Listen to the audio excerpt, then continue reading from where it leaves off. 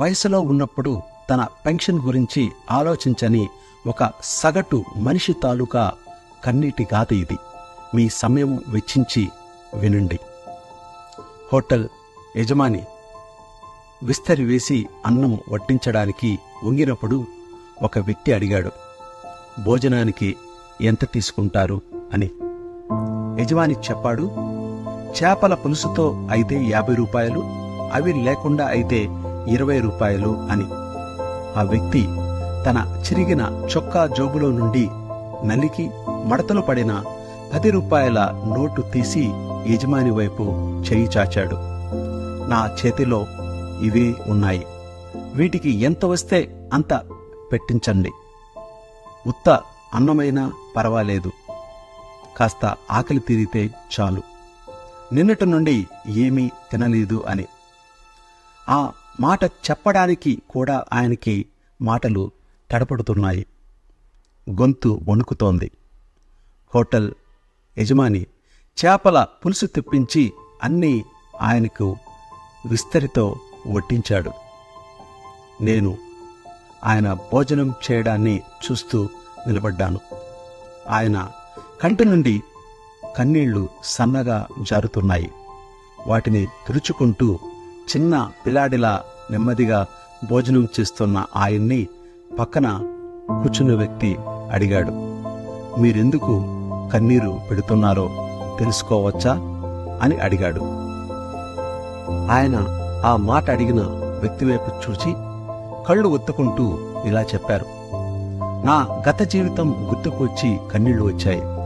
నాకు 3 పిల్లలు, 2 అబ్బాయిలు, 1 అమ్మాయి. ముగ్గురికి మంచి ఉద్యోగాలున్నాయి. నేను కూడబెట్టిన ప్రతి పైసా వాళ్ల ఉన్నతి కోసమే ఖర్చు పెట్టాను. దానికోసం నేను నా యవ్వనాన్ని 28 సంవత్సరాల సంసారిక జీవితాన్ని కోల్పోయి ప్రవాస జీవితం గడిపాను.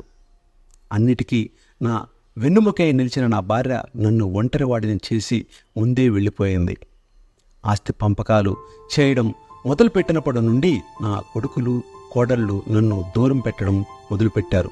వాళ్ళకి నేను భారమవడం మొదలైనాను. ఎంత ఒతిగి ఉంటున్నా నన్ను వాళ్ళు అంత దూరం పెట్టనారంభించారు. నేను వృద్ధుణ్ణి కదా, కనీసం నా వయసుకైనా గౌరవం ఇవ్వచ్చు కదా. అది లేదు.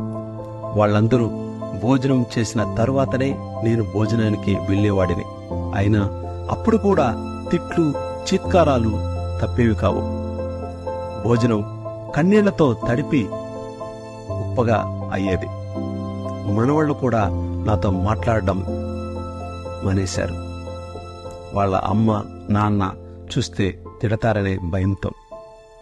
ఎప్పుడు ఒకటే సతాయింపులు, ఎక్కడికైనా పోయి బతకవచ్చు కదా అని.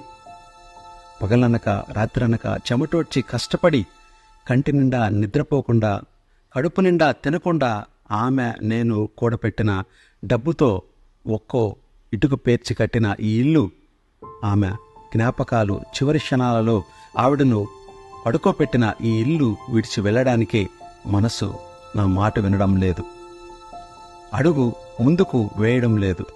కాని ఏం చేయను? కోడలి బంగారం దొంగిలించాలనే నెపంతో దొంగ అనే ముద్ర వేశారు. కొడుకు కోప్పడ్డాడు, ఇంకా నయం కొట్టలేదు. అదే నా అదృష్టం. ఇంకా అక్కడే నిలబడితే అది కూడా జరగవచ్చు. తండ్రిపై చేయి చేసుకున్న కొడుకు అనే అపవాదు వాడికి రాకూడదని బయటకు వచ్చాను. నాకు చావంటే భయం లేదు. అయినా నేను బతికి ఎవరికి ఉపయోగం? ఎవరి కోసం బతకాలి?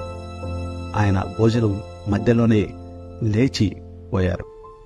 తన వద్దనున్న 10 రూపాయల నోటుని యజమాని ముందు పెట్టాడు. యజమాని వద్దు, చేతిలో ఉండనివ్వండి అన్నాడు. ఎప్పుడైనా మీరు ఇక్కడికి రావచ్చు, మీకు భోజనం ఎప్పుడూ ఉంటుంది.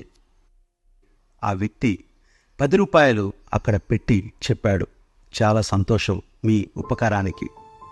ఏమీ అనుకోకండి, ఆత్మాభిమానం నన్ను విడవడం లేదు, వస్తాను అంటూ ఆయన చిన్న మూటను తీసుకొని గమ్యం తెలియని బాటసారిలా వెళ్ళిపోయాడు. ఆ వ్యక్తి నా మనసుకు చేసిన గాయం నేటికి మానలేదు. అందుకే అంటారు, ప్రతి పచ్చని ఆకు ఏదో ఒకరోజు పండుటాకు అవుతుందని. తనకంటూ ఏమీ ఆలోచించకుండా తన జీవితం మొత్తం పిల్లల కోసం వెచ్చిస్తున్న తల్లిదండ్రులారా, దయచేసి ఇప్పటికైనా మేలుకొని మీకంటూ ఒక పెన్షన్ ఫండ్ ఈరోజే ఏర్పాటు చేసుకోండి. మార్పు మన నుండే ప్రారంభము కానియండి. మీ శ్రేయోభిలాషి.